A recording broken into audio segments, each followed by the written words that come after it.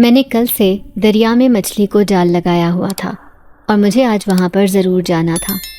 گھر میں بیٹی کی طبیعت بھی کچھ ٹھیک نہیں تھی، لیکن میں اس وقت اپنے کام کی طرف توجہ کرنا چاہ رہا تھا کیونکہ یہ مچھلیوں کا سیزن تھا اور اس وقت مچھلیاں دریا میں بہت زیادہ مقدار میں ہوتی تھی۔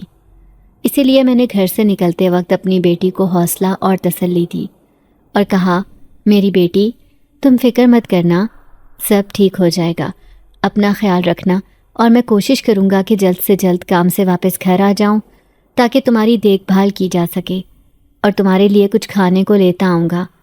تمہارا کسی خاص چیز کو کھانے کو دل کر رہا ہے تو مجھے بتاؤ۔ میں نے گھر سے نکلتے ہوئے جب بیٹی سے پوچھا تو وہ کہنے لگی، ابا جان اگر آپ آج مچھلی لے آئیں گے تو میں اسے تل کر کھا لوں گی، میرا بہت دل چاہ رہا ہے کیونکہ کافی دنوں سے طبیعت بہت بے چین ہے اور کوئی چیز بھی اچھی نہیں لگ رہی۔ اپنی بیٹی کی بات سن کر میں نے سر ہلا دیا اور کہا، تم فکر مت کرو شمع بیٹی، میں مچھلی لیتا آؤں گا، بس تم دعا کرنا کہ آج ڈھیر ساری مچھلیاں ہاتھ لگ جائیں تو میں انہیں فروخت کر کے اچھے پیسے بنا لوں گا، پھر کچھ دنوں کا آرام ہو جائے گا۔ میں نے اپنی بیٹی کو سر پر پیار کرتے ہوئے کہا اور گھر سے نکل آیا۔ راستے سے میں نے اپنے ساتھی کو اپنے ساتھ لیا اور سیدھا دریا پر آ گیا۔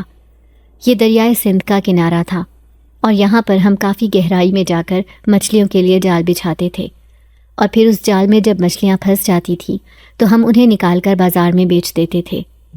اس وقت بھی ایسا ہی ہوا تھا۔ میں اپنے ساتھی کے ساتھ کشتی کے ذریعے جب دریا کے اس حصے تک پہنچا جہاں پر ہم نے کل سے جال لگا رکھا تھا تو جال اس وقت بہت بھاری معلوم ہو رہا تھا اور یوں لگ رہا تھا جیسے اس میں بڑی مقدار میں مچھلیاں قید ہیں۔ میں اور میرا ساتھی بے حد خوش ہوئے کیونکہ ہم دونوں کو اس بات کی امید ہو چلی تھی کہ آج ہماری دہاڑی اچھی خاصی بنے گی۔ مچھیروں کی اس بستی میں اپنی زندگی کو گزارنے کے لیے ایک بڑی مقدار میں مچھلیوں کا ہونا بہت ضروری تھا کیونکہ یہ کام بھی موسمی ہوتا ہے اور یہاں پر صرف تبھی مچھلیاں ملتی ہیں جب وہ دریا میں بڑی مقدار میں موجود ہوتی ہیں، اور آج تو ہماری قسمت خوب چمک رہی تھی۔ ہم نے جیسے ہی جال کو باہر کھینچا تو اس وقت بڑی مقدار میں مچھلیاں جال میں پھنسی ہوئی تھیں۔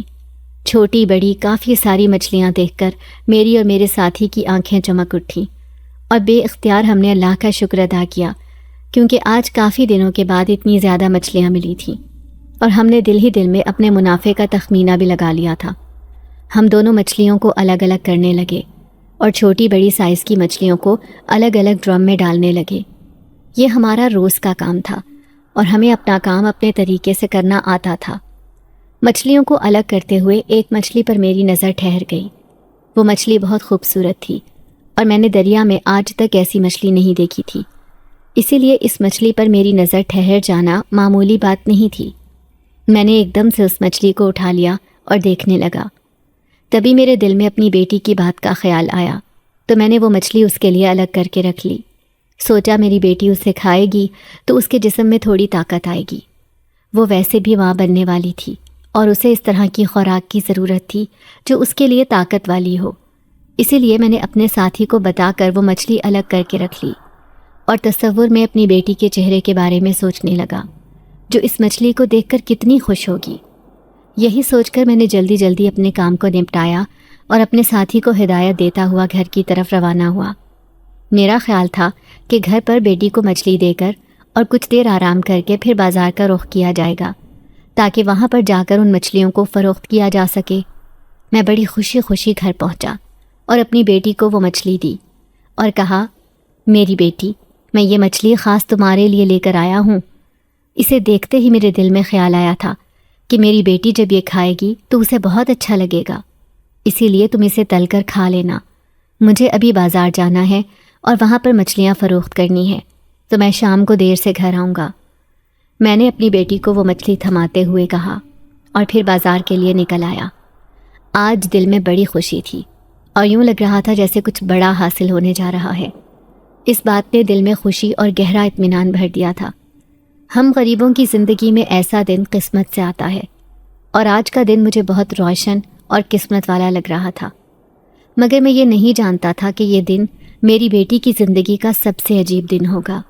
ہم نے کبھی جو سوچا ہی نہیں تھا وہ ہو جائے گا۔ میں اپنے دوست کے ساتھ مچھلیاں لیے مچھلی منڈی چلا گیا تھا۔ مچھلی منڈی میں ہر طرف ہلچل مچی ہوئی تھی۔ ہم نے جلدی سے مچھلیاں بیچنا شروع کیں۔ مچھلیاں بیچتے ہوئے ہمیں شام کی اذان مچھلی منڈی میں ہی ہو گئی۔ میں نے جلدی سے سامان سمیٹا اور گھر کی طرف روانہ ہو گیا، کیونکہ میری بیوی اور بیٹی گھر پر اکیلے تھے۔ میری بیٹی چونکہ حاملہ تھی، اسی لیے اس کی طبیعت بھی اکثر خراب ہی رہتی تھی، اس لیے گھر پہ کسی مرد کا ہونا بہت ضروری تھا۔ سارے راستے میں خدا کا شکر ادا کرتا گیا کہ آج کا دن اس نے بہت خوبصورت بنایا تھا۔ آج کے دن 2 اچھے کام ہو گئے۔ ایک، ہمارا مچھلیوں کا کام اچھا چل گیا، اور پھر دوسرا، میری بیٹی نے 6 مہینے بعد مچھلی کھانے کی فرمائش کی تھی، ورنہ وہ تو مچھلی کا نام سنتے ہی خوفزدہ ہو جاتی تھی۔ اس کی زندگی میں ہوئے حادثے نے اس کو اتنا ڈرا دیا تھا کہ وہ پانی کے نام سے ہی ڈر جاتی تھی۔ اس کا رنگ سفید پڑ جاتا تھا۔ آدھے گھنٹے کی مسافت کے بعد جب میں گھر پہنچا تو میری بیٹی مچھلی کو دھو رہی تھی۔ میں بھی مسکراتے ہوئے اس کے پاس بیٹھ گیا۔ تبھی وہ کہنے لگی کہ ابا، یہ کتنی خوبصورت مچھلی ہے، میرا تو اس کو کاٹنے کو دل ہی نہیں چاہ رہا تھا، ایسے لگ رہا تھا جیسے ابھی یہ زندہ ہو جائے گی۔ اپنی بیٹی کی عجیب و غریب باتیں سن کر پہلے تو میں حیران ہوا، پھر اس کی بچکانہ باتوں پر مجھے ہنسی آ گئی۔ ارے بیٹا، اتنی ہی پیاری لگ رہی تھی تو اس کو پانی میں ڈال دینا تھا، کیا پتہ یہ دوبارہ زندہ ہو جاتی۔ میری بات پر میرے پاس بیٹھی میری بیوی اور میری بیٹی دونوں ہنسنے لگی۔ ان دونوں کو مسکراتا دیکھ کر میں بھی پرسکون ہو گیا۔ میں کچھ دیر آرام کے لیے وہاں پر ہی لیٹ گیا۔ تبھی اچانک میری نظر اپنی بیٹی پر پڑی تو میری حیرت کی انتہا نہ رہی۔ مجھے گھبراہٹ ہونے لگی تھی، کیونکہ میری بیٹی بہت عجیب نگاہوں سے اس مچھلی کو دیکھ رہی تھی اور مسلسل اس کی جلد پر ہاتھ پھیر رہی تھی۔ میری بیٹی کی آنکھوں میں اس وقت اتنی کشش تھی کہ ایک مرتبہ تو میں بھی گھبرا گیا۔ خوف میرے پورے وجود میں دوڑ گیا تھا۔ میں نے شمع کو 2 سے 3 مرتبہ آواز دی، مگر اس نے میری ایک بھی بات کا جواب نہ دیا۔ تبھی میں کانپتے ہوئے پیروں کے ساتھ شمع کے پاس گیا اور اس کے کندھے پر ہاتھ رکھا تو وہ ایک دم چونک اٹھی۔ میں نے اپنی بیٹی سے پوچھا، کیا بات ہے شمع، سب ٹھیک تو ہے؟ تمہیں کیا ہوا ہے؟ کن سوچوں میں گم ہو؟ کب سے آوازیں دے رہا ہوں، تمہیں میری آواز بھی سنائی نہیں دے رہی؟ تو وہ کہنے لگی، کچھ نہیں، میں کچھ بھی نہیں سوچ رہی تھی، پتہ نہیں کیا ہو گیا تھا۔ اتنا کہہ کر وہ اپنی جگہ سے اٹھی اور مچھلی لیے چولہے کے پاس بیٹھ کر مچھلی کو تلنے لگی۔ میں بھی پھر سے پرسکون ہو کر لیٹ گیا۔ ابھی 10 سے 15 منٹ گزرے تھے کہ اس نے زور زور سے چیخنا شروع کر دیا۔ میں اور میری بیوی ایک دم گھبرا گئے۔ مجھے لگا کہ شاید شمع کے ہاتھ پر تیل گر گیا ہے جس میں وہ مچھلی تل رہی تھی، اسی لیے وہ اتنا چیخ رہی ہے۔ مگر جیسے ہی میں نے دیکھا، شمع مچھلی کو دیکھ کر خوفزدہ ہو رہی تھی اور کہنے لگی، ابا، یہ مچھلی نہیں ہے، اس کو یہاں سے لے جاؤ۔ اس کی آنکھوں سے آنسو بہہ رہے تھے۔ اس کی حالت دیکھ کر میں بہت گھبرا گیا۔ تبھی وہ ایک دم بے ہوش ہو گئی۔ میری بیوی پاس کھڑی آنسو بہا رہی تھی۔ میں بھی سر پکڑے اپنی بیٹی کے پاس ہی بیٹھ گیا۔ جلدی سے پاس کے حکیم کو بلایا تو اس نے معائنہ کرنے کے بعد بتایا کہ شمع کو کسی بات کا جھٹکا لگا ہے، اسی لیے وہ ڈر کی وجہ سے بے ہوش ہو گئی ہے۔ اب یہ بات تو شمع ہی بتا سکتی تھی کہ آخر اس نے ایسا کیا دیکھ لیا تھا جس پر وہ اتنا گھبرا رہی تھی۔ حکیم صاحب کے جانے کے بعد میں شمع کا چہرہ مسلسل دیکھ رہا تھا، جو کہ پسینے میں شرابور تھا۔ کچھ دیر بعد شمع کو ہوش آئی تو ہم نے سکھ کا سانس لیا۔ میں نے شمع سے پوچھا کہ شمع، تمہاری طبیعت کو کیا ہوا تھا؟ تم ٹھیک تو ہو؟ تبھی وہ کہنے لگی کہ ابا، میں نہیں جانتی، نہ جانے کیوں مجھے مچھلی دیکھ کر خوف آ رہا تھا، مگر میرا مچھلی کھانے کو دل اتنا چاہ رہا ہے کہ بس نہیں چل رہا جلدی سے مچھلی کھا لوں۔ اس کی معصومانہ فرمائش پر میں اور میری بیوی دونوں مسکرانے لگے۔ ہم جانتے تھے کہ شمع کو مچھلی شروع سے ہی بہت پسند تھی، مگر اس کی زندگی میں ہوئے حادثے نے اس کو اتنا خوفزدہ کر دیا تھا کہ اب وہ پانی کے نام سے بھی گھبراتی تھی، مچھلی کے نام سے ڈر جایا کرتی تھی۔ میری بیوی نے ہم دونوں کے آگے مچھلی رکھی تو ایک مرتبہ اس مچھلی کو دیکھ کر میری آنکھیں بھر آئی تھیں۔ میں وہ وقت سوچنے لگا جب میرے گھر میں خوشیوں نے اچانک سے دستک دی تھی۔ تب مجھے ایسے معلوم ہوتا تھا جیسے غم تو کہیں دور چلے گئے ہیں، برا وقت تو جیسے ختم ہی ہو گیا ہے، اچھا وقت تو ابھی شروع ہونا باقی ہے، اور یہ اچھا وقت کبھی ختم نہیں ہوگا۔ میرا داماد بھی ایک مچھیرا ہی تھا، مچھلیوں کا شکار کرتا اور مچھلی منڈی میں جا کر بیچ دیتا۔ میں اور وہ اکثر اکٹھے ہی مچھلیوں کا شکار کیا کرتے تھے۔ وہ نہایت شریف انسان تھا۔ اس کے گھر میں ایک بوڑھی ماں تھی اور ایک کماری بہن۔ اسے ہر وقت اس بات کی فکر ستائی جاتی تھی کہ کس طرح وہ اپنے گھر کا خرچہ اچھے سے چلا سکے۔ مجھے وہ لڑکا بہت پسند تھا۔ میری بھی ایک ہی بیٹی تھی، شمع۔ میں اس کی بھی شادی کرنا چاہتا تھا۔ ایک روز میں نے اور انفال نے ایک ساتھ جال پھینک دیا۔ اگلے روز جب میں جال اٹھانے آیا تو میرا پیر پھسلنے کی وجہ سے میں سمندر میں گر گیا۔ سمندر کی گہرائی کافی زیادہ تھی۔ میں ڈوب رہا تھا جب انفال نے اپنی جان کی پرواہ کیے بغیر سمندر میں چھلانگ لگا دی اور بہت مشکل سے کچھ لوگوں کی مدد سے مجھے سمندر سے باہر نکالا۔ میں بزرگ آدمی تھا، اسی لیے سنبھلنے میں مجھے کچھ وقت لگا۔ انفال ہی مجھے پاس کے ہسپتال لے گیا اور سارا خرچہ اٹھایا۔ اس روز اس نے میرے دل میں مزید جگہ کر لی تھی۔ مجھے اپنی بیٹی کے لیے انفال جیسا لڑکا ہی چاہیے تھا۔ وہ نیک اور شریف گھرانے سے تعلق رکھتا تھا۔ جتنا میں کما لیتا تھا اس سے دگنا وہ بھی کما لیتا، اس لیے اس کی کمائی پر بھی مجھے کوئی اعتراض نہیں تھا۔ بس اب میں یہی چاہتا تھا کہ میں انفال سے جلد اپنی شمع کے لیے رشتہ مانگ لوں، مگر میں ہچکچاہٹ کا شکار تھا۔ تبھی میں نے اپنے ایک دوست کی مدد سے انفال کے گھر رشتہ بھیج دیا۔ انفال بھی مجھے اچھے سے جانتا تھا، اسی لیے انہوں نے اس رشتے کے لیے ہاں کر دی۔ میں بہت خوش تھا۔ ہر چیز جلدی ہو رہی تھی اور مجھے لگ رہا تھا کہ شاید میری قسمت کھل گئی ہے، مگر میں نہیں جانتا تھا کہ ایک بہت بڑا حادثہ ہمارے ساتھ پیش آنے والا ہے۔ تبھی تو سب کچھ اتنی جلدی ہو رہا تھا۔ میں نے اپنی 19 سالہ شمع کی شادی 30 سالہ انفال سے کر دی۔ چونکہ دونوں گھرانے اس قابل نہیں تھے کہ بڑی تقریب کر سکتے، اسی لیے سادگی سے ہی نکاح ہوا اور رخصتی ہو گئی۔ شمع کو رخصت ہوئے 3 مہینے ہو چکے تھے اور یہ 3 مہینے مچھلیوں کا سیزن بھی نہیں تھا، اس لیے میں تو سبزی فروخت کر لیا کرتا تھا۔ شمع بہت کم ہمارے گھر آتی تھی۔ ایک روز شمع ہمارے گھر آئی تو ہمیں اس بات کا علم ہوا کہ شمع امید سے ہے، وہ حاملہ ہے۔ میری تو خوشی کا کوئی ٹھکانہ ہی نہیں تھا۔ اتنی خوشیاں ایک ساتھ ہمارے گھر پر آ گئی تھیں۔ کبھی کبھار دل ڈر بھی جایا کرتا تھا، مگر پھر میں سب کچھ نظر انداز کر دیتا۔ شمع ابھی 3 مہینے کی حاملہ تھی کہ مچھلیوں کا سیزن پھر سے شروع ہو گیا، اور وہ ایک شام ہماری ساری خوشیاں انفال کے ساتھ ہی ختم ہو گئیں۔ سمندر کے کنارے میں اور انفال مچھلیاں ہی پکڑ رہے تھے کہ جب جال میں اچانک سے ایک بڑی مچھلی پھنس گئی۔ انفال بھی میری مدد کرنے لگا تاکہ ہم دونوں اس مچھلی کو کھینچ کر باہر نکال سکیں، مگر خدا کو کچھ اور ہی منظور تھا۔ انفال کا اچانک سے پیر پھسلا اور وہ سمندر میں جا گرا۔ ایسا نہیں تھا کہ انفال کو تیرنا نہیں آتا تھا، مگر وہ کہتے ہیں نا، جب موت سر پہ سوار ہو تو پھر بس بہانہ ہی بنتا ہے۔ دیکھتے ہی دیکھتے انفال ہم سے بہت دور چلا گیا۔ سمندر کی گہرائی زیادہ ہونے کی وجہ سے ہم انفال کو بچا نہ سکے۔ ہم نے بہت کوشش کی کہ انفال کو بچا لیا جائے، مگر انفال نہ بچ سکا اور اس روز اس کی موت ہو گئی۔ ہمارے گھر میں تو کوہرام مچ گیا تھا۔ برا وقت آئے تو لوگوں کے چہرے بھی صاف دکھائی دینے لگتے ہیں، ایسا میں نے سن رکھا تھا، مگر اپنی بیٹی کے بیوہ ہونے کے بعد اس بات کا بخوبی اندازہ ہو گیا تھا۔ میری بیٹی کی ابھی عدت مکمل بھی نہیں ہوئی تھی جب اس کے سسرال والوں نے اسے یہ کہہ کر گھر سے نکال دیا کہ وہ اور اس کا بچہ دونوں ہی منحوس ہیں۔ شمع نے سب کی بہت منت سماجت کی کہ وہ اپنے شوہر کا گھر نہیں چھوڑنا چاہتی، مگر کسی نے اس کی ایک نہ سنی، اور اس کو ایسی حالت میں جب وہ خود ممتا کی چوکھٹ پر بیٹھی تھی اسے گھر سے نکال دیا۔ تب سے ہی شمع ہمارے ساتھ رہ رہی تھی۔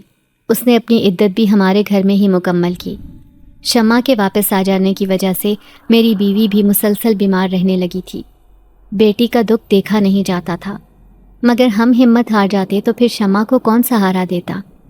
اسی لیے اس کو زندگی کی طرف دوبارہ لانے کے لیے میں نے اس کی توجہ اس کے ہونے والے بچے پر کر دی، جس سے اس کی زندگی میں کچھ بہتری آ گئی۔ مگر اس کی آج بھی یہی خواہش تھی کہ وہ اپنے شوہر کے گھر واپس جانا چاہتی ہے، لیکن وہاں جانے کا کوئی فائدہ نہیں تھا۔ شمع کے ابا کیا سوچ رہے ہیں؟ کھانا ٹھنڈا ہو رہا ہے، کب سے آوازیں دے رہی ہوں؟ کون سی گہری سوچوں میں کھو گئے ہیں؟ میں نے اپنی بیوی کی آواز پر چونک کر شمع کی طرف دیکھا جو مجھے ہی دیکھ رہی تھی، تو میں مسکرا کر سر جھٹک کر رہ گیا۔ تبھی شمع نے میرا ہاتھ تھاما اور کہنے لگی، ابا آپ بالکل بھی پریشان نہ ہوں، میں اب ٹھیک ہوں۔ میں نے آپ دونوں کو بہت پریشان کر دیا ہے نا، لیکن میں وعدہ کرتی ہوں کہ آج کے بعد اپنے جذبات پر قابو رکھوں گی۔ میں آپ دونوں کو پریشان نہیں کرنا چاہتی، مگر یہ سب میرے بس کی بات نہیں ہے۔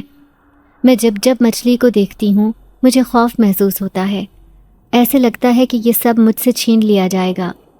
مجھے ڈر لگتا ہے اس وقت سے جب میں سب کچھ کھو دوں گی۔ میں نے اپنی بیٹی کے سر پر ہاتھ رکھا اور کہا کہ تم زیادہ مت سوچا کرو، اور میں تمہاری طبیعت کو لے کر پریشان ضرور ہوں، مگر مجھے اپنے رب کی ذات پر پورا بھروسہ ہے کہ وہ تمہارا محافظ بنے گا، وہ تمہاری حفاظت خود کرے گا۔ شمع کھانا کھاتے ہی اچانک سے اباسیاں لینے لگی۔ اس کا چہرہ تھکا تھکا سا لگ رہا تھا اور برتن اٹھائے بغیر وہ وہاں پر ہی سیدھی ہو کر لیٹ گئی۔ میں نے شمع کو آواز دی مگر وہ گہری نیند میں جا چکی تھی۔ میں نے حیرت سے اپنی بیوی کی طرف دیکھا تو وہ کہنے لگی کہ ہو سکتا ہے کمزوری کے باعث نیند آ گئی ہو، ابھی پیٹ بھر کے کھانا کھایا ہے اسی لیے گہری نیند سو گئی۔ ابھی صبح فجر کا وقت تھا۔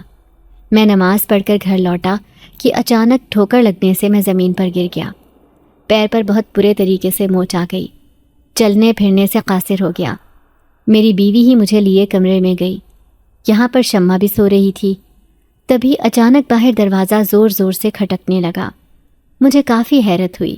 دروازہ اتنی زور سے کھٹکا کہ شمع کی اچانک سے آنکھ کھل گئی اور وہ پھر سے ڈرتے ہوئے کہنے لگی کہ اماں دروازہ مت کھولنا، نہ جانے باہر کون ہوگا۔ ہم اس کی حالت دیکھ کر گھبرا گئے۔ میں نے اسے تسلی دی اور کہا کہ کوئی پڑوسی ہی ہوگا، اس وقت ہمارے گھر اور کس نے آنا ہے، مگر اس کی ایک ہی رٹ تھی کہ دروازہ نہ کھولا جائے۔ اس کا ڈرنا گھبرانا ہماری سمجھ سے باہر تھا۔ آخر وہ اتنا کیوں ڈر رہی تھی؟ اور یہ تب سے ہوا تھا جب سے میں نے اسے مچھلی کھانے کو بولا تھا۔ میں نے اپنی بیوی کو اشارتاً بیٹھنے کو کہہ دیا اور شمع کو حوصلہ دیا کہ ٹھیک ہے، ہم دروازہ نہیں کھولیں گے، تم پریشان مت ہو۔ بیوی کو میں نے کہہ دیا کہ جو بھی ہوگا دوبارہ آ جائے گا، ابھی فی الوقت ہمیں شمع کی حالت دیکھنی چاہیے۔ میری بیوی روتے ہوئے اٹھی اور نماز ادا کرنے چلی گئی۔ میں بھی وہاں پر لیٹ گیا۔ میں نے شمع سے بولا کہ اٹھ کر نماز پڑھو اور اپنے لیے دعا کرو، اللہ تمہاری دعاؤں کو ضرور قبول کرے گا۔ وہ اٹھی اور باہر گئی۔ تبھی پھر سے دروازہ کھٹکنے کی آواز آنے لگی۔ میں نے کمرے کی کھڑکی سے دیکھا تو شمع دروازے کی طرف ہی جا رہی تھی۔ اس کے چہرے کا رنگ بالکل سفید پڑ چکا تھا، مگر میں چاہتا تھا کہ وہ ڈرے بغیر سب کا مقابلہ کرے۔ اس کا ڈر میری سمجھ سے باہر تھا۔ اب تو وہ چھوٹی چھوٹی بات سے بھی ڈرنے لگی تھی۔ اس نے دروازہ کھولا تو باہر ایک آدمی کھڑا تھا جس نے خود کو مکمل طور پر چادر میں چھپا رکھا تھا۔ سردیوں کی آمد تھی، اس لیے اس وقت پورے صحن میں ہلکی ہلکی دھند پڑنا شروع ہو جاتی تھی، اسی لیے میں اس آدمی کو دیکھ نہیں سکا، مگر شمع مسلسل اس آدمی کو دیکھے جا رہی تھی۔ باہر کون ہے شمع؟ میں نے کمرے میں بیٹھے شمع کو آواز دی، مگر شمع نے میری کسی بات کا جواب نہ دیا اور دروازے سے پیچھے ہٹ گئی۔ وہ شخص گھر کے اندر داخل ہو گیا۔ پاؤں میں موچ آنے کی وجہ سے میں بالکل بھی چل نہیں پا رہا تھا۔ وہ کوئی جوان خوبصورت لڑکا تھا۔ شمع اس کو لیے گھر کے اندر آ گئی اور اس کو باہر صحن میں بٹھا دیا، اور پھر خاموشی سے کمرے میں آئی اور آ کر اپنے بستر پر پھر سے لیٹ گئی۔ شمع کی اس عجیب حرکت پر میں دنگ رہ گیا۔ تبھی میری بیوی نماز پڑھ کے آئی تو میں نے اسے ساری صورتحال بتا دی۔ وہ چہرہ چھپائے باہر کی طرف گئی تو ایک شخص وہاں پر بیٹھا دکھائی دیا۔ بیٹا، کون ہو تم اور کس سے ملنا ہے؟ میں کھڑکی سے مسلسل سامنے کا منظر دیکھ رہا تھا۔ وہ لڑکا اپنی جگہ سے کھڑا ہوا اور کھڑکی میں سے شمع کی طرف دیکھنے لگا۔ میری نظر جیسے ہی شمع پر پڑی تو میں ایک دم ڈر گیا، کیونکہ شمع بھی آنکھیں جھپکے بغیر مسلسل آنکھیں پھاڑے ہوئے اسے ہی دیکھ رہی تھی۔ میں نے ہمت جمع کی اور اپنی جگہ سے کھڑا ہو کر چیزوں کا سہارا لیتے ہوئے باہر کی طرف آ گیا۔ میں نے اس لڑکے سے پوچھا کہ بیٹا، تمہیں کس سے ملنا ہے؟ تبھی وہ کہنے لگا کہ میں بیمار ہوں، راستہ بھٹک گیا ہوں، کیا آج کے لیے مجھے گھر میں جگہ مل سکتی ہے؟ دن چڑھتے ہی میں گھر سے چلا جاؤں گا۔ میں نے اپنی بیوی کی طرف دیکھا تو وہ اشارے میں مجھے انکار کرنے لگی۔ میں اس کی بھی بات سمجھ رہا تھا۔ کسی انجان شخص کو اپنے گھر میں پناہ دینا کوئی آسان بات نہیں تھی۔ میں نے اس لڑکے سے معذرت کی اور کہا کہ میرے گھر میں جوان بیٹی ہے، لوگ دیکھیں گے تو طرح طرح کی باتیں بنائیں گے، یہاں ہمیں سب سمجھتے ہیں، جانتے ہیں، امید ہے کہ تم میری بات کو سمجھ رہے ہوگے۔ مگر اس کی اگلی بات سن کر میں حیران رہ گیا جب اس نے مجھے کہا کہ ایک مرتبہ اپنی بیٹی سے بھی پوچھ لے، کیا میں یہاں سے چلا جاؤں؟ اس کی اس بات نے مجھے حیرت میں ڈال دیا۔ میں نے آنکھیں چھوٹی کیے سوالیہ نگاہوں سے اس کی طرف دیکھا اور پوچھا، اس بات کا کیا مطلب ہے؟ کیا تم میری بیٹی کو جانتے ہو؟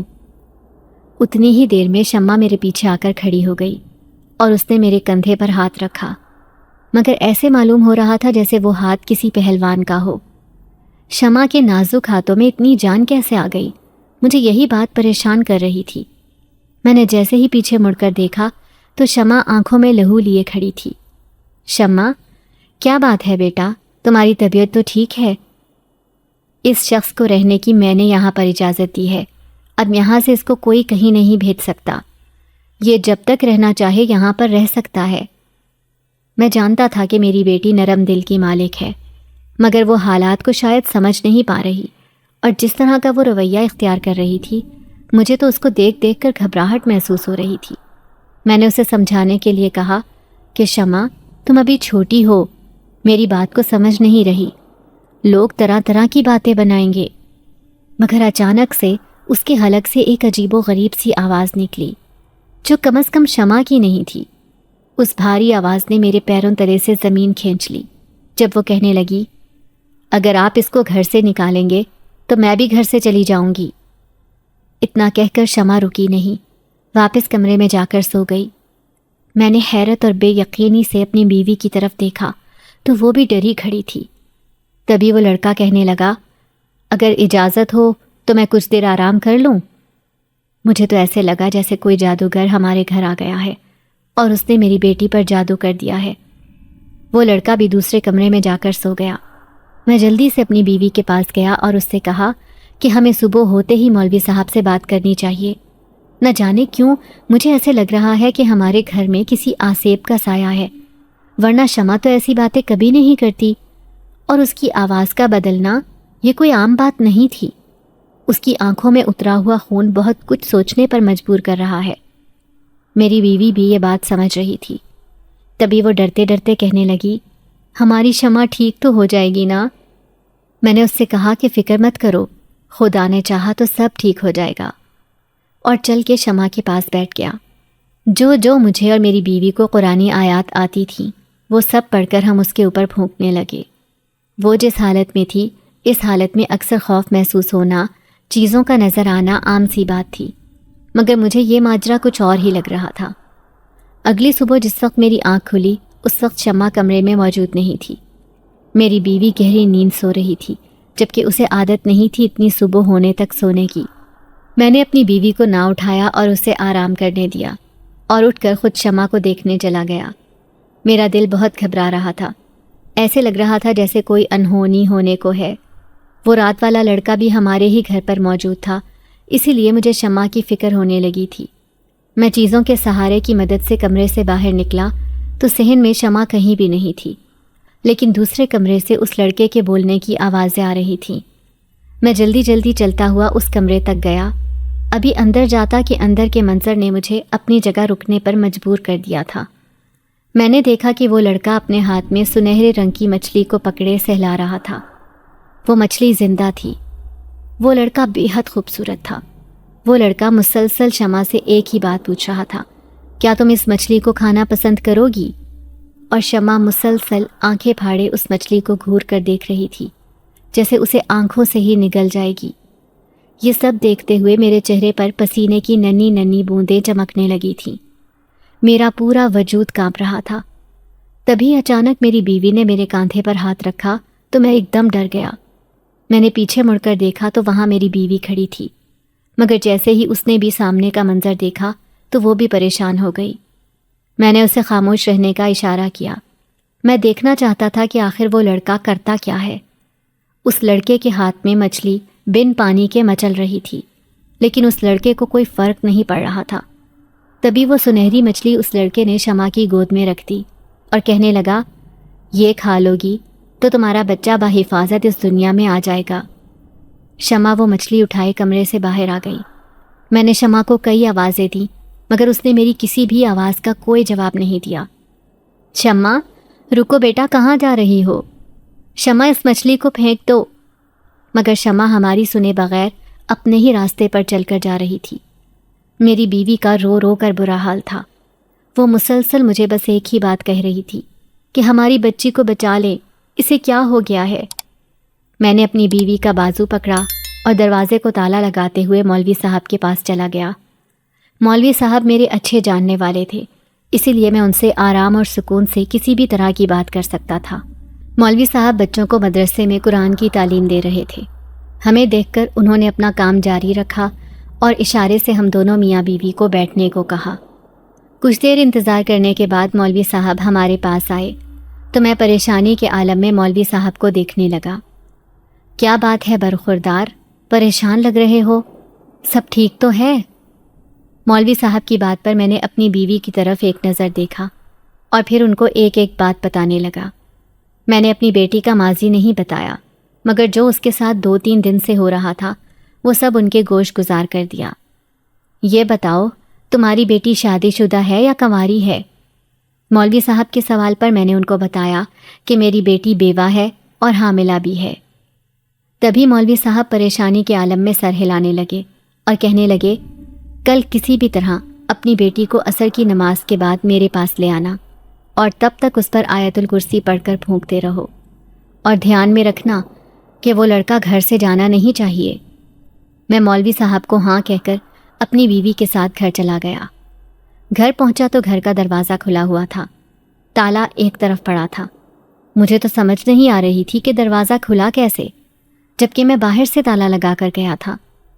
جیسے ہی اندر گیا تو شمع چولہے کے پاس بیٹھی مچھلی تل رہی تھی۔ میں نے پورا گھر چھان لیا تھا مگر وہ لڑکا کہیں پر بھی نہیں تھا۔ میں شمع کے پاس گیا اور اسے کہنے لگا، شمع، وہ لڑکا کہاں پر ہے؟ تو وہ حیرت اور سوالیہ نظروں سے میری طرف دیکھنے لگی۔ ابا، کس لڑکے کی بات کر رہے ہو؟ ہمارے گھر تو کوئی لڑکا نہیں آیا۔ میں نے جیسے ہی کڑاہی میں دیکھا، شمع اسی سنہری مچھلی کو تل رہی تھی۔ یہ مچھلی کہاں سے آئی شمع؟ ارے ابا، آپ بھول کیوں رہے ہو؟ آپ ہی تو لے کر آئے تھے اور آپ نے ہی تو کہا تھا کہ اس کو تل لو، رات کو کھائیں گے۔ میں نے گھبرائی ہوئی آنکھوں سے اپنی بیوی کی طرف دیکھا جو مسلسل آیت الکرسی پڑھتے ہوئے شمع پر پھونک رہی تھی۔ میرا دل چاہ رہا تھا کہ میں شمع سے کہوں کہ وہ اس مچھلی کے پاس بھی نہ جائے، لیکن ابھی میں کچھ کہہ نہیں سکتا تھا۔ میں نہیں جانتا تھا کہ اس سب کے پیچھے کیا راز ہے۔ شمع نے وہ مچھلی تل کر کھا لی۔ جیسے ہی شام ہونے لگی، ہر طرف دھند چھا گئی۔ میں اور میری بیوی کمرے میں چلے گئے اور شمع باہر صحن میں بیٹھ کر مچھلی کھانے لگی۔ مجھے مولوی صاحب کو یہ خبر پہنچانی تھی کہ وہ لڑکا اب گھر پر نہیں ہے، مگر مجھے شام عصر کی اذان کا انتظار کرنا تھا۔ جیسے ہی اذان ہوئی، میں مولوی صاحب کے پاس گیا اور جا کر ان کو بتایا کہ وہ لڑکا گھر پر نہیں ہے۔ مولوی صاحب کہنے لگے کہ وہ لڑکا تمہاری بیٹی کے پاس ہی ہے، گھر جا کر دیکھو، کیا تمہاری بیٹی کوئی ایسی چیز کھا رہی ہو یا پکا رہی ہو جس سے اس کو خوف محسوس ہوتا ہو، یا پھر کوئی ایسی چیز جو تمہارے گھر میں پہلے موجود نہ ہو اور اب تمہیں اس کی موجودگی کا احساس ہو رہا ہو، تو سمجھ جانا کہ وہ لڑکا ابھی بھی تمہارے گھر پر ہی ہے۔ مولوی صاحب نے بتایا کہ وہ کوئی عام شخص نہیں ہے۔ جان تو میں پہلے ہی گیا تھا، مگر مجھے کچھ وقت درکار تھا سمجھنے کے لیے کہ آخر میرے گھر میں ہو کیا رہا ہے۔ ایسے ہی وقت گزرتا گیا۔ تبھی میرے دماغ میں اس سنہری مچھلی کا خیال آیا تو میں سمجھ گیا کہ وہ لڑکا ابھی بھی گھر پر ہی موجود ہے۔ میں نے مولوی صاحب سے پوچھا کہ کیا یہ شخص میری بیٹی کو نقصان پہنچانے آیا ہے؟ تبھی مولوی صاحب نے کہا کہ ابھی میں کچھ نہیں کہہ سکتا، پہلے مجھے حساب کر لینے دو، اس کے بعد ہی میں کچھ بتا سکتا ہوں۔ میں بھی خاموش ہو گیا اور وہاں سے اپنے گھر واپس آ گیا۔ اگلے روز مجھے پھر سے سمندر کے پاس جانا پڑا کیونکہ آج پھر مجھے جال بچھانا تھا۔ میں سمندر پہ گیا اور وہاں جال بچھایا۔ کچھ دیر وہیں ٹہلنے لگا۔ گہری سوچیں میرے دماغ میں چل رہی تھیں۔ آخر میری بیٹی کے نصیب میں کیا لکھا ہے؟ پہلے ایک دم خوشیوں کا آنا، پھر کچھ دیر کے لیے خوشیوں کا ٹھہر جانا، اور پھر ایک دم سے سب کی سب خوشیاں چھین لی جانا، اور اب یہ سب کچھ۔ مگر ہم وہی سوچتے ہیں جو ہمارا دل چاہتا ہے، ہمیں صرف وہی چاہیے ہوتا ہے جو ہمیں بہتر لگتا ہے، مگر رب کی ذات تو ہم سے زیادہ بہتر کرنے والی ہے۔ شام ہوئی تو میں گھر لوٹا۔ میری بیوی کھانا پکا رہی تھی۔ میں نے اس سے شمع کی بابت پوچھا تو وہ کہنے لگی کہ آج کافی دنوں کے بعد وہ اپنی سہیلی کے گھر جانا چاہ رہی تھی، اسی لیے میں نے اسے اس کی سہیلی کے گھر جانے دیا۔ روکنا مجھے مناسب نہ لگا، اگر میں روکتی تو وہ سوال کرتی، اور میں اب اسے یوں کچھ بھی بتانا نہیں چاہتی۔ کچھ ہی دیر گزری تھی کہ شمع کی سہیلی روتے ہوئے گھر آئی۔ وہ کافی گھبرائی ہوئی لگ رہی تھی۔ زلیخا بیٹی، کیا ہوا ہے؟ سب ٹھیک تو ہے؟ شمع کی طبیعت تو ٹھیک ہے؟ وہ کہاں پر ہے؟ میں پے در پے شمع کی سہیلی سے سوال جواب کر رہا تھا، مگر وہ مسلسل روئے جا رہی تھی۔ چچا، وہ شمع کو نہ جانے کیا ہو گیا ہے، وہ ہمارے گھر میں ہے اور عجیب و غریب حرکتیں کر رہی ہے۔ مجھے تو اس سے بہت خوف محسوس ہو رہا ہے۔ اس کی آنکھیں ایک دم الٹ جاتی ہیں اور وہ بے ہوش ہو جاتی ہے۔ چچا آپ جلدی چلیں، کہیں وہ خود کو نقصان نہ پہنچا لے۔ میں جلدی سے زلیخا کے ساتھ شمع کے پاس گیا۔ اس وقت وہ چارپائی پہ بے ہوش پڑی تھی۔ میں نے اسے گود میں اٹھایا اور گھر لے آیا۔ زلیخا سے کہا کہ جب تک وہ ٹھیک نہیں ہو جاتی تب تک زلیخا اس کے پاس نہ جائے۔ رات ایسے ہی گزر گئی۔ اگلی صبح دروازے پر دستک ہونے لگی۔ شمع ایک دم اٹھ بیٹھی۔ اس سے پہلے کہ میں دروازہ کھولتا، شمع نے بھاگ کر دروازہ کھولا تو سامنے وہی شخص کھڑا تھا۔ میں نے جھٹ سے اس کا گریبان پکڑ لیا اور کہا کہ تم کون ہو؟ آخر کیوں میری بچی کے پیچھے پڑے ہو؟ میں اتنا جانتا ہوں کہ تم انسان نہیں ہو، مگر تم کون سی مخلوق سے تعلق رکھتے ہو؟ میں تم سے ڈرنے والا نہیں ہوں۔ اب اگر بات میری بیٹی کی زندگی پر آئی ہے تو میں تم سے ڈٹ کے مقابلہ کروں گا، مگر اس سے پہلے تمہیں مجھے یہ بتانا ہوگا کہ آخر تم کس مخلوق سے تعلق رکھتے ہو۔ وہ شخص خاموشی سے میری ساری بات سنتا رہا اور پھر اپنا گریبان چھڑوا کر ہاتھ کمر پہ باندھ کر مجھے دیکھ کر مسکرانے لگا۔ اس وقت مجھے اس کی مسکراہٹ صرف طنزیہ مسکراہٹ لگی تھی، لیکن اس کے اگلے الفاظ نے مجھے ہوش کی دنیا میں لا کے پٹخا تھا۔ اگر چاہتے ہو کہ اپنی بیٹی کی زندگی اور اس کے بچے کی زندگی بچا سکو تو مجھے اس سے دور کرنے کی بجائے اس کے پاس کر دو۔ میں اس سے نکاح کرنا چاہتا ہوں۔ میں جانتا ہوں کہ ابھی نکاح ممکن نہیں، مگر جیسے ہی وہ بچہ اس دنیا میں آئے گا تم اس سے میرا نکاح کروا دو گے۔ یہی تمہاری بیٹی کے لیے بہتر ہوگا۔ میں حیرت اور بے یقینی سے اس شخص کی ہٹ دھرمی کو دیکھ رہا تھا۔ مجھے تو یقین نہیں آ رہا تھا کہ وہ شخص کتنی آسانی سے یہ بات کہہ چکا ہے کہ میں اس کا نکاح اپنی بیٹی سے کروا دوں۔ وہ کہاں سے آیا تھا؟ کون تھا؟ میں نہیں جانتا تھا۔ میں تو بس اتنا جانتا تھا کہ میری بیٹی اس کے ساتھ غیر محفوظ ہے۔ تمہاری جرت کیسے ہوئی اتنی بڑی بات کہنے کی؟ تم کون ہو؟ کہاں سے آئے ہو؟ میں تو تمہارا نام پتہ بھی نہیں جانتا، اور تم چاہتے ہو کہ میں اپنی بیٹی کا نکاح تم جیسے شخص سے کر دوں۔ آخر تم ہو کون؟ میں نے کچھ غصے اور سخت الفاظ میں اس شخص سے باز پرس کرنے کی کوشش کی۔ تبھی وہ شخص کہنے لگا کہ آپ مجھ پہ بھروسہ کر سکتے ہیں۔ اگر بھروسہ نہیں کر سکتے تو کم از کم مجھے ایک موقع ہی دے دیں۔ آپ کی بیٹی نے جناتی مچھلی کھا لی ہے۔ اب جب تک اس کا نکاح مجھ سے نہیں ہوگا تب تک میں اس کا پیچھا نہیں چھوڑ سکتا۔ اس طرح آپ اس کی زندگی مشکل میں ڈال دیں گے۔ میں اس لڑکے کی بات پر حیران رہ گیا۔ کون سی جناتی مچھلی؟ مجھے تو کچھ بھی یاد نہیں تھا۔ میں نے حیرت اور سوالیہ نظروں سے جب اس لڑکے کی طرف دیکھا تبھی وہ کہنے لگا، آپ کو شاید یاد نہیں مگر مجھے بہت اچھے سے یاد ہے جب آپ نے اپنی بیٹی کو ایک خوبصورت مچھلی شکار کر کے کھلائی تھی۔ وہ مچھلی دراصل جناتی مچھلی تھی جو آپ کے جال میں غلطی سے پھنس گئی تھی۔ اگر آپ ہمارے ساتھ تعاون نہیں کریں گے تو شہنشاہ جنات آپ کی بچی کو نقصان بھی پہنچا سکتے ہیں۔ اسی لیے بہتر یہی ہے کہ مجھے آپ کی بیٹی کی مدد کرنے دیں، اور ابھی تو آپ پر کچھ ایسے حالات بھی آنے ہیں کہ آپ خود مجبور ہو جائیں گے یہ کہنے کے لیے کہ میں آپ کی بیٹی سے نکاح کر لوں۔ وہ کیا کہے جا رہا تھا مجھے کچھ سمجھ نہیں آ رہا تھا۔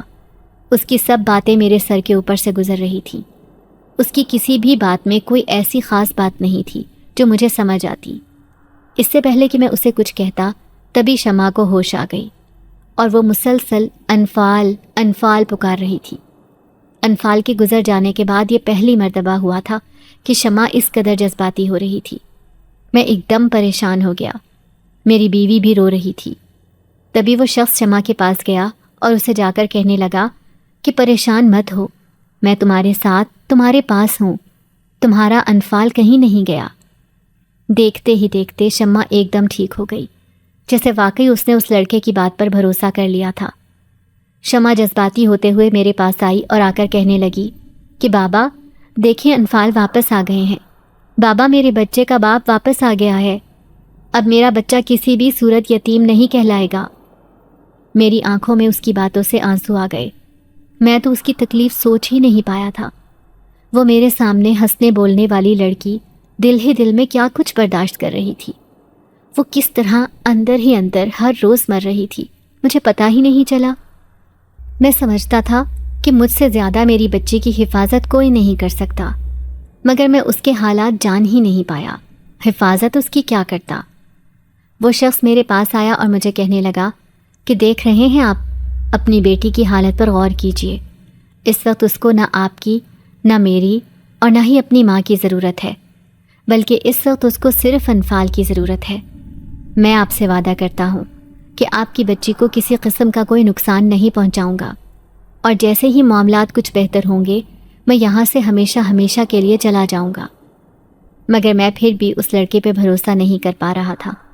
اگلے روز عصر کے بعد میں شمع کو لیے مولوی صاحب کے پاس چلا گیا۔ مولوی صاحب نے اس پر دم کیا اور کہنے لگے کہ اس پر جنات کا سایہ ہے۔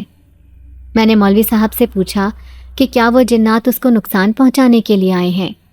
تبھی وہ کہنے لگے کہ نہیں، اس کو کوئی نقصان نہیں پہنچے گا، لیکن پھر بھی احتیاط بہتر ہے، اور جس حالت میں یہ ہے اس کے ساتھ کسی جنات کا سایہ ہونا کوئی عام بات نہیں ہے۔ مولوی صاحب نے کہا کہ وہ 7 دن تک ہمارے گھر میں اذان دیں گے تاکہ وہ شہنشاہ جنات اس گھر سے چلے جائیں۔ میں نے مولوی صاحب سے کسی بات کا ذکر نہیں کیا اور نہ ہی ان کو کچھ بتایا کہ اس لڑکے سے میری کیا بات چیت ہوئی ہے۔ مولوی صاحب 7 دن تک ہمارے گھر میں اذان دیتے رہے۔ اس روز کے بعد سے وہ لڑکا ہمارے گھر میں کبھی دکھائی نہیں دیا تھا۔ میں نے تو سکھ کا سانس لیا، مگر ایک بات جو مسلسل میں دیکھ رہا تھا وہ یہ تھی کہ میری بیٹی جب بھی مغرب کی اذانیں ہوتی تو ایک کونے میں کھڑی ہو کر خود سے باتیں کرتی رہتی، اور اکثر میں نے اس کونے میں اس کو دیا جلاتے ہوئے بھی دیکھا تھا۔ وہ وہاں پر ہر وقت روشنی لگتی تھی۔ جیسے ہی شام ہونے لگتی وہ دیا اس کونے میں جلا دیتی۔ میں اکثر پوچھتا کہ وہاں پر دیا کیوں جلایا ہے، تو وہ یہ کہہ کر چپ کر جاتی کہ انفال وہاں پر رہتے ہیں اور ان کو اندھیرے سے الجھن محسوس ہوتی ہے، اسی لیے میں وہاں پر روشنی کر دیتی ہوں۔ مجھے لگا کہ جنات کا مسلسل اس پر سایہ رہنے کے بعد اس پر کچھ اثرات باقی رہ گئے ہیں، وقت کے ساتھ ساتھ سب ٹھیک ہو جائے گا۔ وقت گزرتا گیا اور ایسے ہی وہ دن بھی آ گیا جس دن کا ہمیں انتظار تھا۔ شمع کو خدا نے ایک بیٹے سے نوازا تھا۔ جیسے ہی اس کا بیٹا 1.25 مہینے کا ہوا تو اس کے سسرال والے ہمارے گھر آ گئے۔ سال گزر جانے کے بعد اس کے سسرال والے ہمارے گھر آئے تھے۔ ہم سب تو حیران تھے اور ان کے آنے کا مقصد جاننا چاہتے تھے۔ جب وہ کہنے لگے کہ ہم شمع کو اپنے ساتھ لے کر جانا چاہتے ہیں، ہم سے بہت بڑی غلطی ہو گئی۔ ہم اپنے بیٹے کی آخری نشانی کو اپنے ساتھ رکھنا چاہتے ہیں۔ میری بیوی نے اشارتاً مجھے کمرے سے باہر بلایا۔ میں اس کی بات سننے کے لیے گیا تو وہ پریشان لگ رہی تھی۔ میں نے اس سے پریشانی کی وجہ پوچھی تو وہ کہنے لگی کہ نہ جانے کیوں میرا دل بہت گھبرا رہا ہے، مجھے ایسے لگ رہا ہے جیسے کچھ بہت برا ہونے والا ہے۔ یہ لوگ صرف اپنا وارث لینے آئے ہیں، ان کو ہماری بیٹی سے کوئی غرض نہیں۔ اگر انہوں نے ہماری بیٹی کو لے جا کر کوئی نقصان پہنچایا تو ہم کیا کریں گے؟ میں نے اپنی بیوی کو سمجھایا کہ وہ بلا وجہ کچھ زیادہ ہی سوچ رہی ہے، ایسا کچھ نہیں ہے، ہماری بیٹی کی خوشی کا کوئی ٹھکانہ نہیں ہے، کیا تمہیں وہ نظر نہیں آ رہا؟ مگر وہ ماں تھی اور ماؤں کو الہام ہو ہی جایا کرتے ہیں۔ میں اپنی بیوی کو سمجھا بجھا کر جیسے ہی کمرے کی طرف گیا تو اندر سے آنے والی آواز اور باتوں کو سن کر مجھے لگا کہ میں اپنے پیروں پر مزید کھڑا نہیں ہو سکتا۔ جب انفال کی ماں انفال کے کزن کو سمجھا رہی تھی کہ ہم کون سا اس سے تمہاری شادی کرنے لگے ہیں، صرف بات ہی کریں گے اور پھر اسے اپنے گھر لے جا کر مار دیں گے، اور سب میں یہی بات ثابت کر دیں گے کہ ان کی بیٹی نے خودکشی کر لی ہے کیونکہ وہ کسی اور سے پیار کرتی تھی، اور جب ہم نے اس کی چوری پکڑ لی تو اس نے ڈر کے مارے خودکشی کر لی۔ شمع کے سسرال والوں کی باتیں سن کر میرے 14 طبق روشن ہو گئے۔ تبھی اچانک سے میرے دماغ میں ایک جھماکا سا ہوا اور اس شخص کے الفاظ میرے کانوں میں گونجنے لگے، جب اس شخص نے کہا تھا کہ آپ پر ایسے حالات بھی آئیں گے کہ آپ خود چاہیں گے کہ آپ کی بیٹی کا نکاح مجھ سے ہو جائے۔ میری آنکھوں میں آنسو تھے، مجھے سمجھ نہیں آ رہی تھی کہ میں کیا کروں۔ تبھی اچانک میری نظر اسی دیے پر پڑی جو شمع ہمیشہ جلایا کرتی تھی۔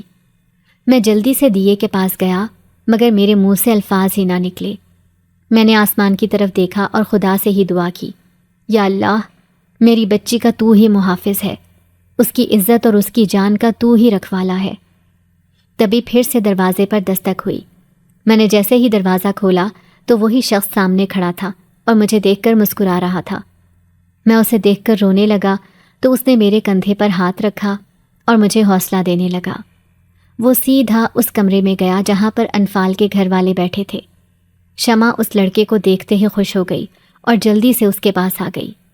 اس لڑکے نے مجھے کمرے میں آنے سے منع کر دیا تھا۔ میں نہیں جانتا تھا کہ وہ اندر کیا بات کر رہا ہے۔ میں اور میری بیوی پریشان کن حالت میں دروازے کے باہر ہی کھڑے تھے، جب اچانک سے دروازہ کھلا اور شمع کے سسرال والے باہر آئے اور آ کر کہنے لگے، بھائی صاحب، آپ ہم سے ایک دفعہ بات تو کر لیتے، آپ نے اپنی شمع کا نکاح اتنی جلدی کر دیا، ہم تو انفال کے کزن سے اس کی شادی کرنا چاہتے تھے۔ میں شمع کی ساس کی بات سن کر خاموش رہا۔ اس کی ساس، انفال کی بہن اور انفال کا کزن گھر سے جا چکے تھے۔ میں تشکر بھری آنکھوں سے اس لڑکے کو دیکھ رہا تھا جس نے ابھی ابھی میری بیٹی کی زندگی بچائی تھی۔ میں اس کا شکریہ کیسے ادا کرتا، مجھے کچھ سمجھ نہیں آ رہی تھی۔ تبھی وہ لڑکا میرے پاس آیا اور آ کر کہنے لگا، اگر آپ میرا شکریہ ادا کرنا چاہتے ہیں تو اپنی بیٹی کا نکاح سچ میں مجھ سے کروا دیں، میں آپ کی بیٹی کو ہمیشہ خوش رکھوں گا۔ مجھے اور کیا چاہیے تھا، اتنا اچھا لڑکا مل رہا تھا۔ میں نے اپنی بیٹی کا نکاح اسی لڑکے سے کروا دیا۔ نکاح کے بعد مجھے معلوم ہوا کہ وہ لڑکا شاہ جنات ہی تھا، اور وہ جو مچھلی میں نے شمع کو کھلائی تھی وہ اسی لڑکے کی پالتو مچھلی تھی جس کو وہ بڑے پیار سے ہمیشہ اپنے ساتھ رکھتا تھا۔ میری شمع آج بھی مجھ سے کبھی کبھار ملنے آ جاتی ہے اور مجھے اس بات کی خوشی ہے کہ شمع اپنے گھر میں بہت خوش ہے، لیکن میں نے آج تک بہرام کو دوبارہ نہیں دیکھا۔ وہ شمع سے نکاح کے بعد ہمیشہ کے لیے ہمارے گھر سے چلا گیا تھا۔ ہمارے کئی مرتبہ دعوت دینے پر بھی وہ نہ آیا، مگر ہماری بیٹی اور اس کا بیٹا بہرام کے ساتھ بہت خوش تھے۔